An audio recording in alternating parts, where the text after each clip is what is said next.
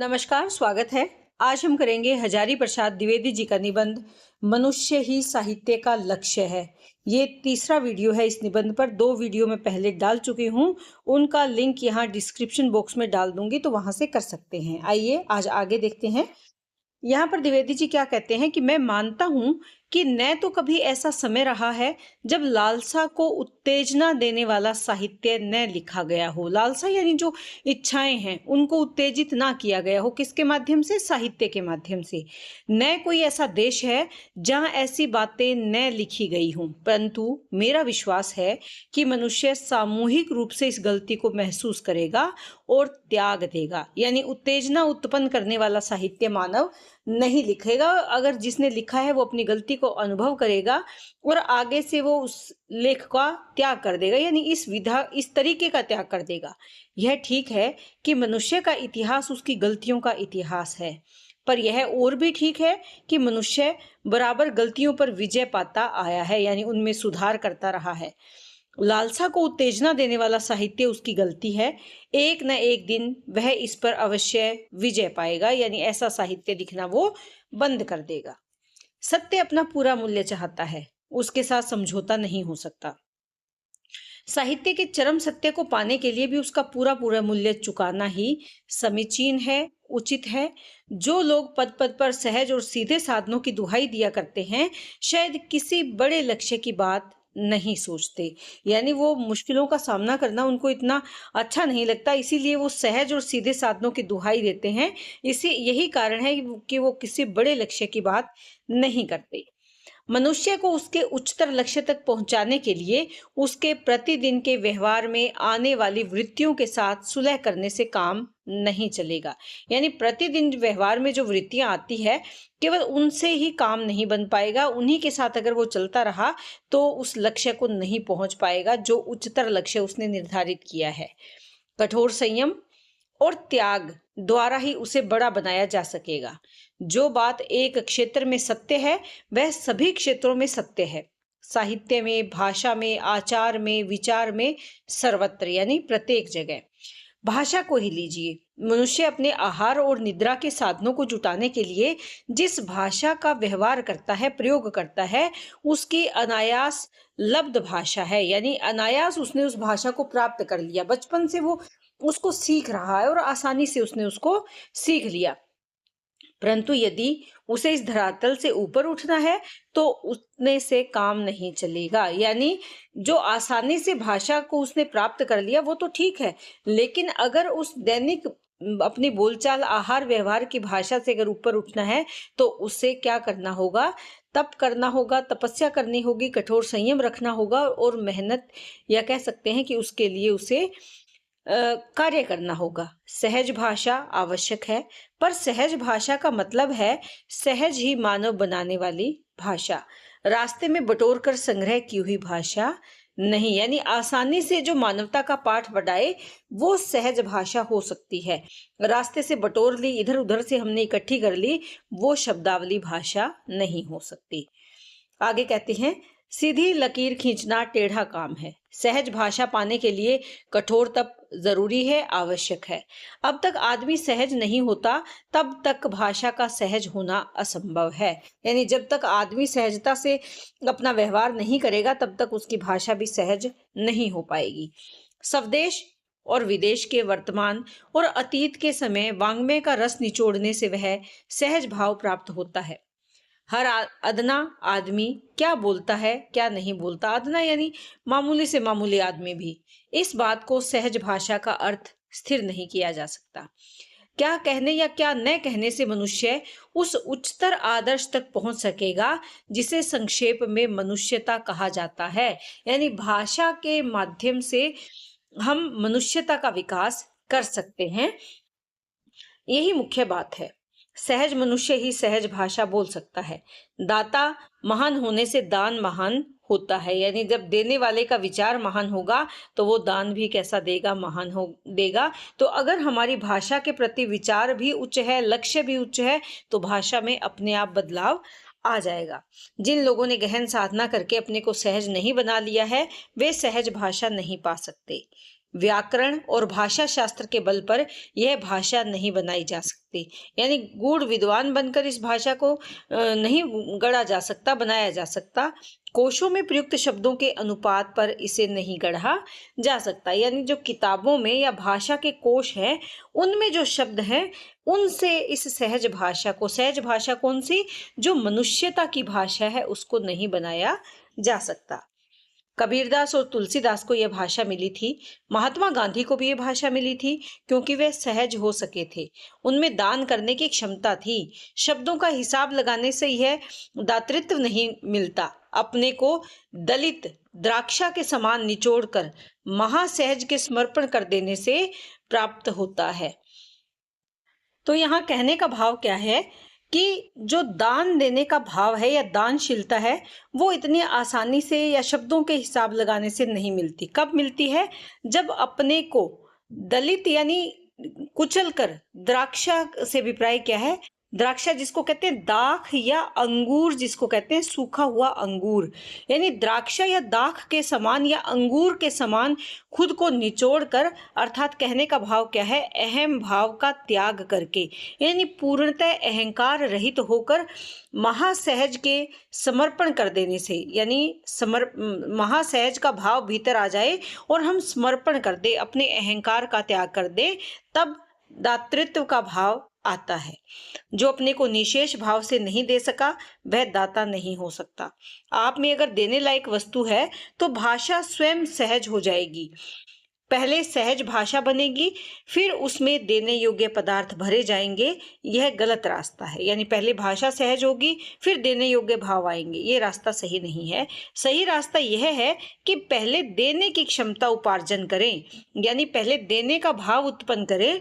इसके लिए तप की जरूरत है, साधना की जरूरत है, अपने को निशेष भाव से दान कर देने की जरूरत है, यानी अपने आप का समर्पण कर देना, अपने अहंकार का त्याग कर देना, इसके लिए सबसे परम आवश्यक है। हिंदी साधारण जनता की भाषा है। जनता के लिए ही उसका जन्म हुआ है, और जब तक वह अपने को जनता के काम की चीज बनाए रहेगी, जनचित्त में आत्मबल का संचार करती रहेगी, तब तक उसे किसी से डर नहीं। यानी जब तक लोगों के मन में हिंदी बसी हुई है, तब तक उसे किसी बात का डर नहीं है। वह अपने आप की भीतर अपराज्य शक्ति के बल पर बड़ी हुई है, लोक सेवा के महान व्रत के कारण बड़ी हुई है। यानी भाषा के माध्यम से क्या हो रहा है? लोगों की सेवा हो रही है। यदि अपनी मूल शक्ति के स्रोत को भूल नहीं गई, तो निसंदेह अधिकाधिक शक्तिशाली होती जाएगी। यानी भाषा का विकास होता जाएगा, उसका कोई कुछ भी बिगाड़ नहीं सकता। वह विरोधों और संघर्षों के बीच ही पली है। उसे जन्म के समय ही मार डालने की कोशिश की गई थी, पर वह मरी नहीं, क्योंकि उसकी जीवन शक्ति का अक्षय स्रोत जनचित्त है। यानी वो मानव के हृदय में निवास करती है, इसीलिए उसे कोई मार नहीं सकता। वह किसी राज शक्ति की उंगली पकड़कर यात्रा तय करने वाली भाषा नहीं है। यानी किसी राज आश्रय में उसने ये सफर, ये जो यात्रा है, तय नहीं की है। अपने आप के भीतर शक्ति से महत्वपूर्ण आसन अधिकार करने वाली अद्वितीय भाषा है, यानी अपने आप में निराली है। शायद इस संसार में कोई भाषा हो जिसकी उन्नति में पद पद पर इतनी बाधा पहुंचाई गई हो, फिर भी जो इस प्रकार अपार शक्ति संचय कर, यानी अपार शक्ति इकट्ठा कर सकी हो, यानी जिसका विरोध भी हुआ लेकिन फिर भी वो शक्ति संचित करती रही। आज वह सैकड़ों प्लेटफॉर्मों से, कोड़ियों से, विद्यालयों से, दर्जनों प्रेसों से नित्य मुखरित होने वाली परम शक्तिशालिनी भाषा है। यानी प्रत्येक जगह उसने अपनी जगह बना ली है। उसकी जड़ जनता के हृदय में है। वह करोड़ों नर नारियों की आशा और आकांक्षा, क्षुधा और पिपासा, धर्म और विज्ञान की भाषा है। हिंदी सेवा का अर्थ करोड़ों की सेवा है। इसका अवसर मिलना सौभाग्य की बात है। इस निबंध के पहले भाग में हिंदी भाषा के प्रति उन्होंने अपने विचारों की अभिव्यक्ति की है। भाग 2 में देखें तो क्या कहते हैं कि वास्तव में हमारे अध्ययन की सामग्री प्रत्यक्ष मनुष्य है, जो हमारे सामने है। आपने इतिहास में इसी मनुष्य की धारावाहिक जय यात्रा की कहानी पढ़ी, यानी उसकी विजय यात्राओं की कहानी आपने पढ़ी होगी। किसमें? इतिहास में। साहित्य में इसी के आवेगों, उद्वेगों और उल्लासों का स्पंदन देखा है, यानी इसी का प्रभाव साहित्य पर भी पड़ा है। राजनीति में इसकी लुका छुपी के खेल का दर्शन किया है। अर्थशास्त्र में इसी की रीढ़ की शक्ति का अध्ययन किया है। यह मनुष्य ही वास्तविक लक्ष्य है, यानी केंद्र में कौन है? मानव है। आप इससे सीधा संबंध जोड़ने जा रहे हैं। यह जो प्रत्यक्ष मनुष्य का पढ़ना है वही बड़ी बात है। हमारी शिक्षा का अधिक भाग जिन सब दृष्टांतों का आश्रय लेता है वे हमारे सामने नहीं आते।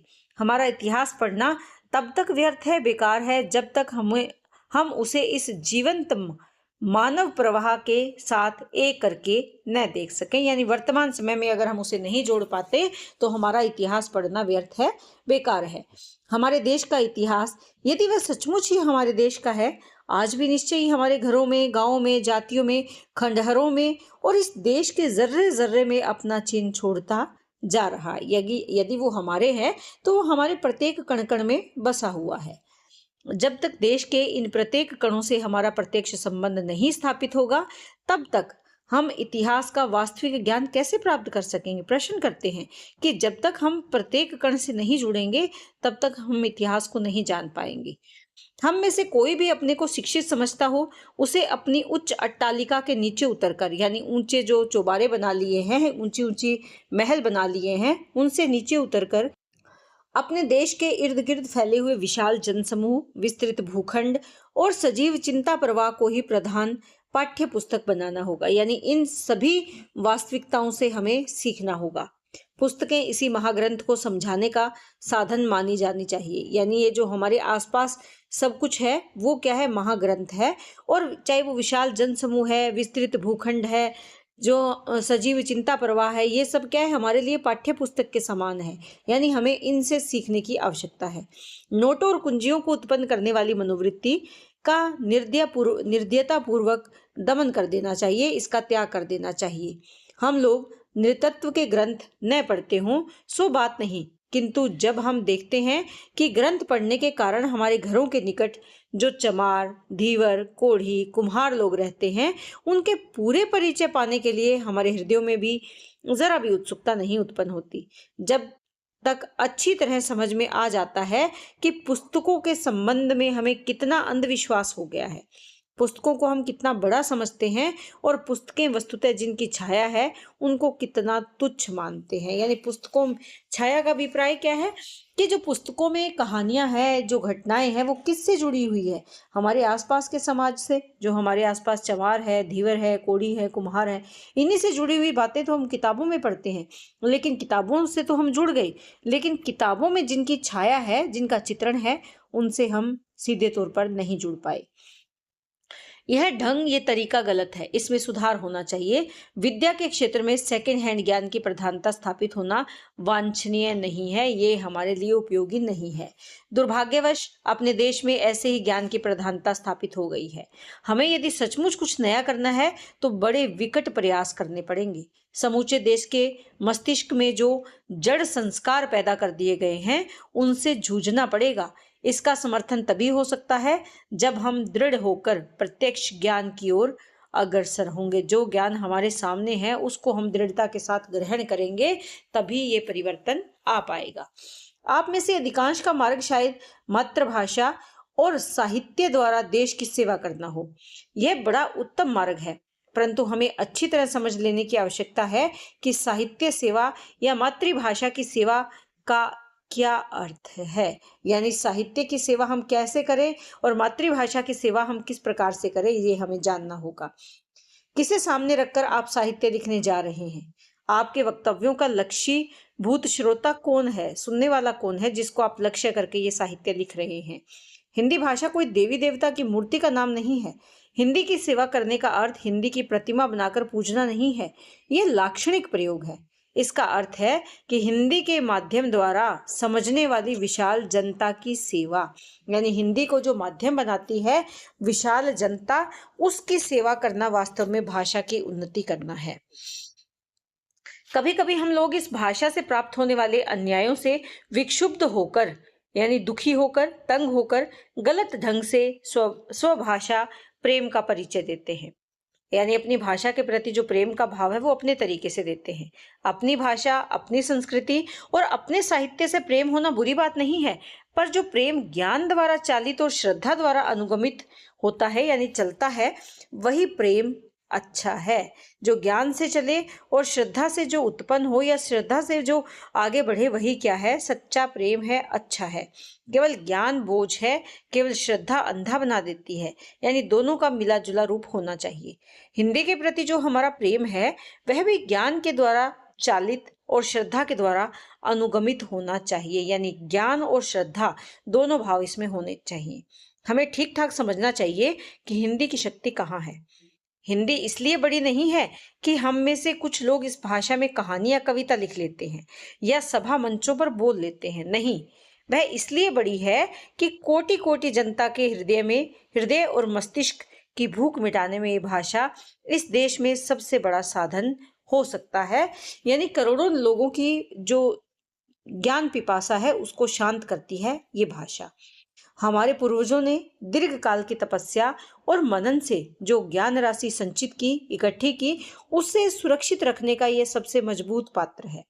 अकारण यानी बिना कारण और सकारण यानी कारण सहित, शोषित और पोषित, जिनका शोषण हो रहा है और जिनको पोषित किया जा रहा है, जो मूढ़ है, निर्वाक जनता तक आशा और उत्साह का संदेश इसी जीवंत और समर्थ भाषा के द्वारा पहुंचाया जा सकता है। तो यह कहने का भाव क्या है कि जो जनता निर्वाक है, वाणी से रहित है, जो बोलना नहीं जानती, उसमें अगर आशा और उत्साह का संचार करना है तो उसके लिए जीवंत और समर्थ भाषा के द्वारा ही ये कार्य किया जा सकता है। जीवंत और समर्थ भाषा को ही लेना चाहिए। यदि देश में आधुनिक ज्ञान विज्ञान को हमें जनसाधारण तक पहुंचाना है तो इसी भाषा का सहारा लेकर हम यह काम कर सकते हैं। हिंदी इन्हीं संभावनाओं के कारण बड़ी है। यदि वह यह कार्य नहीं कर सकती तो हिंदी हिंदी चिल्लाना व्यर्थ है, बेकार है। यदि वह यह काम कर सकती है तो इसका भविष्य अत्यंत उज्जवल है। यानी हिंदी के माध्यम से अगर ज्ञान विज्ञान का ज्ञान लोगों को दिया जा सकता है या जिस भी क्षेत्र का ज्ञान वो चाहते हैं अगर दिया जा सकता है, तभी हिंदी की सार्थकता है। अगर ऐसा नहीं हो सकता तो हिंदी की कोई सार्थकता नहीं है। यदि वह इन महान उद्देश्यों के अनुकूल है तो फिर वह इस देश में हिमालय की भांति अचल होकर रहेगी, अडिग होकर रहेगी। हिमालय की भांति उन्नत भी होगी, उतनी ही महान हिंदी जनता की भाषा है। जनता के लिए उसका जन्म हुआ था और जब तक वह जनता के चित्त में, उसके मन में आत्मबल संचारित करती रहेगी, उसके हृदय और मस्तिष्क की भूख मिटाती रहेगी, तब तक उसका जीवन सार्थक है। जो लोग इस भाषा और उसके साहित्य की सेवा करने का व्रत करने जा रहे हो उन्हें यह बात कभी भूलनी नहीं चाहिए। भारतवर्ष क्या है? प्रश्न करते हैं। अनादिकाल से नाना यानी अलग अलग जातियां अपने नाना भांति के संस्कार यानी अलग अलग प्रकार के संस्कार, रीति, रस्म आदि लेकर इस देश में आती रही हैं। यहाँ भी अनेक प्रकार के मानवीय समूह विद्यमान रहे हैं। ये जातियां कुछ देर तक झगड़ती रही और फिर रगड़ झगड़ कर, ले देकर पास ही पास बस गई, एक साथ रहने लगी, भाइयों की तरह। इन्हीं नाना यानी अलग अलग जातियों, अलग अलग संस्कारों, अलग धर्मों, अलग अलग रीति रस्मों का जीवंत समन्वय यह भारतवर्ष है। यानी भारतवर्ष कैसा है? जिसमें अलग अलग प्रकार के लोग रहते हैं, अलग अलग जाति धर्म के लोग यहाँ पर निवास करते हैं। विदेशी प्राधीनता ने इसके स्वाभाविक विकास में बाधा पहुंचाई। यानी हम विदेशियों के अधीन रहे, इससे हमारा स्वाभाविक विकास नहीं हो पाया। उसका बाह्य रूप विचित्र सा दिखाई दे रहा है। इसी वैचित्र्यपूर्ण विचित्रता के कारण जन समूह को आशा और उत्साह का संदेश देना साहित्य सेवा का लक्ष्य है। यानी लोगों में जो निराशा का भाव आ गया है उसको आशा में बदलना, उनमें उत्साह के भाव को जागृत करना, जो जिस गुलामी की जंजीरों में वो जकड़े हुए थे, उन जंजीरों से मुक्ति की आशा और उत्साह उनमें संचारित करना, यही साहित्य सेवा का लक्ष्य है। हजारों गांवों और शहरों में फैली हुई शताधिक यानी 100 से अधिक जातियों और उपजातियों में विभक्त यानी विभाजित या बटा हुआ सभ्यता के अलग अलग स्तरों पर ठिठकी हुई है जनता ही हमारे समस्त प्रयत्नों का लक्ष्य है। यानी जनता ही मूल लक्ष्य है, मूल उद्देश्य है, जनता के लिए ही कार्य करना है। इसका कल्याण ही साध्य है, इसका कल्याण ही उद्देश्य है, साधना है। बाकी सब कुछ साधन है, बाकी तो सब तरीके हैं इस साध्य को पूरे करने के। आपने जो भी अपनी भाषा पर अधिकार प्राप्त किया है वह अपने आप में अपना अंत नहीं है, वह साधन है। इसे भाषा के सहारे आपको इस जनता तक पहुंचना है या पहुंचाना है। इसको निराशा और पस्त हिम्मती से बचाना आपका कर्तव्य है, परंतु यह कोई सरल काम नहीं है। केवल कुछ अच्छा करने की इच्छा मात्र से ये काम नहीं होगा। आज की समस्याएं बड़ी उलझनदार और जटिल है। बिजली की बत्ती मुंह से फूंक कर नहीं बुझाई जाती।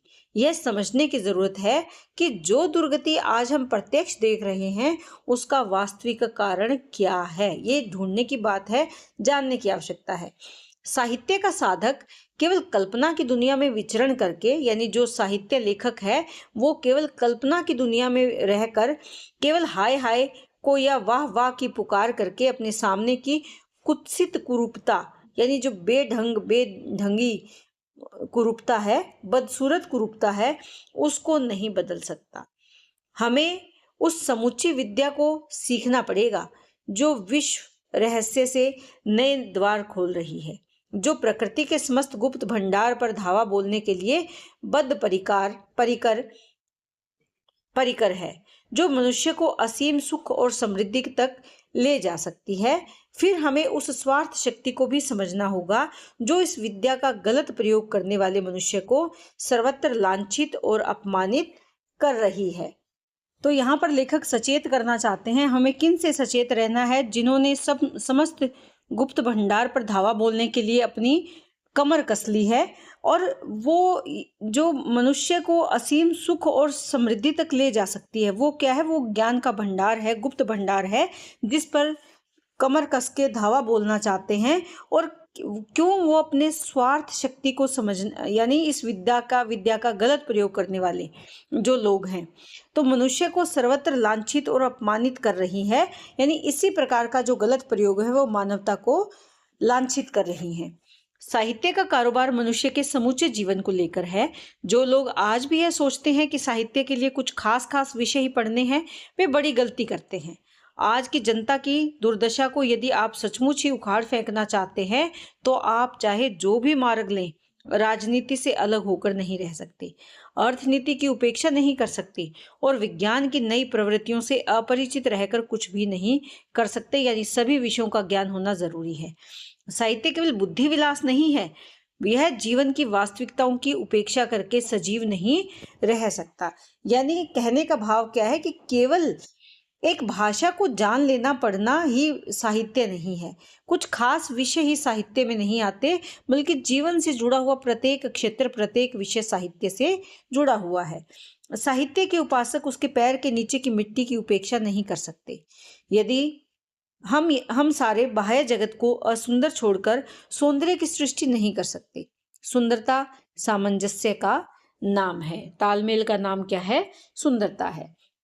जिस दुनिया में छोटाई और बड़ाई में, धनी और निर्धन में, ज्ञानी और अज्ञानी में आकाश पाताल का अंतर हो, वह दुनिया बाह्य सामंजस्य नहीं कही जा सकती। बाह्य यानी बाहरी रूप से तालमेल उसमें नहीं कहा जा सकता, इसीलिए वह सुंदर भी नहीं है। इस बाह्य असुंदरता के ढूंढ में खड़े होकर आंतरिक सौंदर्य की उपासना नहीं हो सकती। हमें उस बाह्य असौंदर्य को देखना ही पड़ेगा, यानी बाहर से जो असुंदर है उसको देखना ही पड़ेगा। निर्वसन जनता के बीच खड़े होकर आप परियों के सौंदर्य लोक की कल्पना नहीं कर सकते।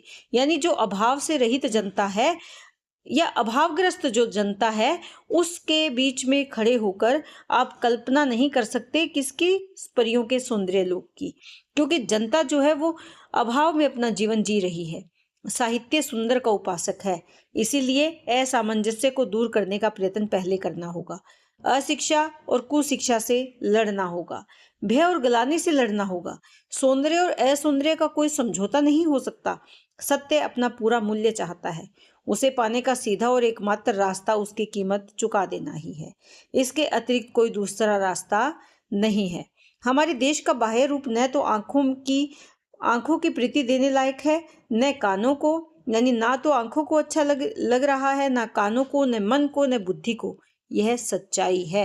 यानी हमारे देश का जो बाहरी रूप है वो क्या है? कैसा है? असुंदर है। ना तो आंखों को अच्छा लगता है, ना कानों को अच्छा लगता है, न मन को, ना ही बुद्धि को। यही हमारे देश की वास्तविकता है। यदि किसी देश का बाह्य रूप सम्मान योग्य तथा सुंदर नहीं बन सका है तो समझना चाहिए कि उस राष्ट्र की आत्मा में एक उच्च जगत का निर्माण किया जाना शुरू नहीं हुआ है। बाहरी सुंदरता दिखे तो हम कह सकते हैं कि उसकी आत्मा का स्तर ऊंचा उठ रहा है और उसका निर्माण किया जा रहा है, एक उच्च जगत का निर्माण हो रहा है। अर्थात वहां सच्चे साहित्य के निर्माण का श्री गणेश नहीं हुआ है। अगर बाहरी रूप असुंदर दिखे तो इसका मतलब सच्चे साहित्य उस देश में नहीं लिखा जाता। साहित्य ही मनुष्य को भीतर से सुसंस्कृत तथा उन्नत बनाता है और तभी उसका बाह्य रूप भी साफ और स्वस्थ दिखाई देता है। और साथ ही बाह्य रूप के साफ और स्वस्थ होने से आंतरिक स्वास्थ्य का भी आरंभ होता है। दोनों ही बातें अन्योन्य आश्रित है, एक दूसरे पर आश्रित है। जबकि हमारे देश में नाना भांति अलग अलग तरह के कुसंस्कार और गंदगी वर्तमान है, जबकि हमारे समाज का आधा अंग पर्दे से ढका हुआ है, जबकि हमारे 90% जनता अज्ञान के मलबे के नीचे दबी हुई है, तब हमें मानना चाहिए कि अभी दिल्ली बहुत दूर है, यानी साहित्य का लक्ष्य अभी बहुत दूर है। हम साहित्य के नाम पर जो कुछ कर रहे हैं और जो कुछ दे रहे हैं उसमें कहीं बड़ी भारी कमी रह गई है। हमारा भीतर और बाहर आप ही साफ स्वस्थ नहीं है, यानी जो साहित्यकार हैं वो भी साफ स्वस्थ नहीं है। इसीलिए हम जनता को भी साफ और स्वस्थ चीजें नहीं दे पा रहे हैं। साहित्य की साधना तब तक बाध्य ही रहेगी जब तक हम पाठकों में एक ऐसी अदमनीय आकांक्षा जागृत न कर दे जो सारे मानव समाज को भीतर से और बाहर से सुंदर तथा सम्मान योग्य देखने के लिए सदा व्याकुल रहे, यानी समता का भाव ना आ जाए।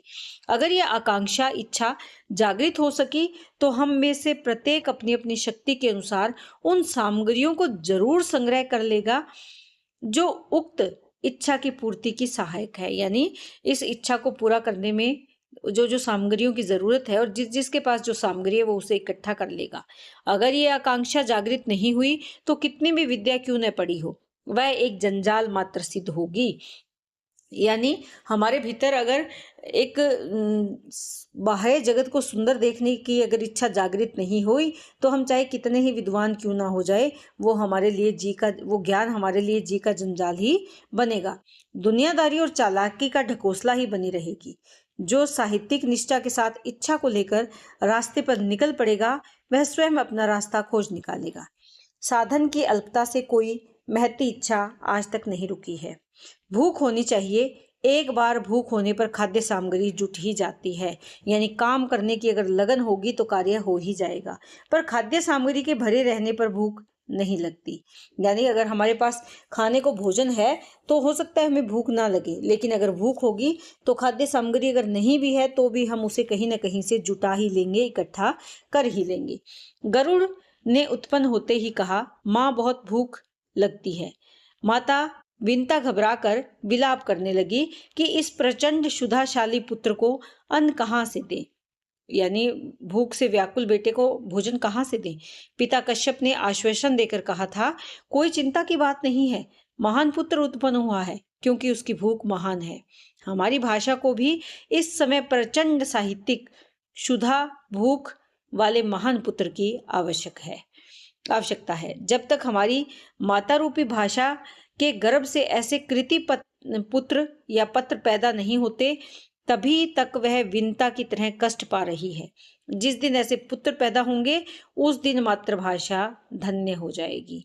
कहने का भाव क्या है कि जब तक हमारे यहाँ पर साहित्य की भूख वाले लोग उत्पन्न नहीं होते तब तक ही जो साहित्य है वो इन विपरीत परिस्थितियों का सामना कर रहा है। जिस दिन ऐसे पुत्र पैदा होंगे उसी दिन हमारी मातृभाषा धन्य हो जाएगी। इस देश में हिंदू हैं, मुसलमान हैं, ब्राह्मण हैं, चांडाल हैं, धनी हैं, गरीब हैं, विरुद्ध संस्कारों और विरोधी स्वार्थों की विराट वाहिनी है, विशाल सेना है। इसमें कदम कदम पर गलत समझे जाने का अंदेशा है। प्रतिक्षण विरोधी स्वार्थों के संघर्ष में पिस जाने का डर है। संस्कारों और भावोवेशों का शिकार हो जाने का अंदेशा है। परंतु इन समस्त विरोधों और संघातों से बड़ा और सबको छाप कर विराज रहा है मनुष्य, यानी सबसे विशाल और बड़ा क्या है, मानव है, जो इन सभी विरोधों का सामना करके भी अपनी जड़ें जमा रहा है।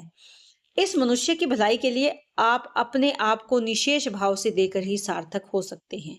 यानी भाव कोई शेष ना रखे, कोई अहंकार ना हो, कोई स्वार्थ ना हो, पूर्णतः समर्पण का भाव अगर आपने दे दिया तो आप अपने काम में सार्थक हो सकते हैं। सारा देश आपका है, भेद और विरोधी ऊपरी हैं, भीतरी मनुष्य एक है। इस एक को दृढ़ता के साथ पहचानने का यत्न कीजिए। जो लोग भेदभाव को पकड़कर ही अपना रास्ता निकालना चाहते हैं, वे गलती करते हैं। विरोधी रहे हैं तो उन्हें आगे भी बने ही रहना चाहिए। यह कोई काम की बात नहीं है। हमें नए सिरे से सब कुछ गढ़ना है, तोड़ना नहीं, टूटे हुए को जोड़ना है, यानी एक नया प्रयास करना है।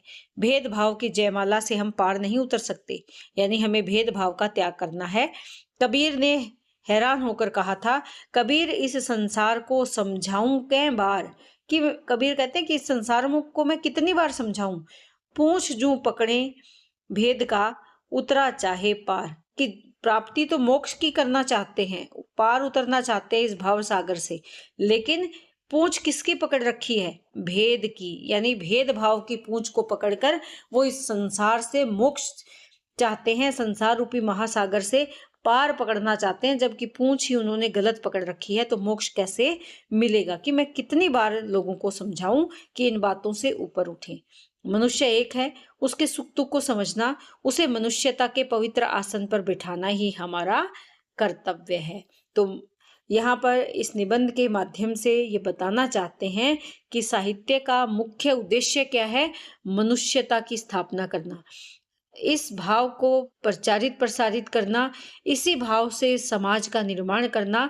समाज में जो जाति पाति धर्म के आधार पर भेदभाव आ गया है, वो भेदभाव साहित्य के माध्यम से दूर करना ही साहित्य का मुख्य उद्देश्य है। साहित्य मनोरंजन के लिए ना लिखा जाए, बल्कि किसके लिए लिखा जाए? मनुष्यता के भाव का प्रचार प्रसार करने के लिए, मानव समाज में समता समानता की स्थापना करने के लिए साहित्य की रचना होनी चाहिए। तो आज ये हमारा निबंध पूरा हुआ।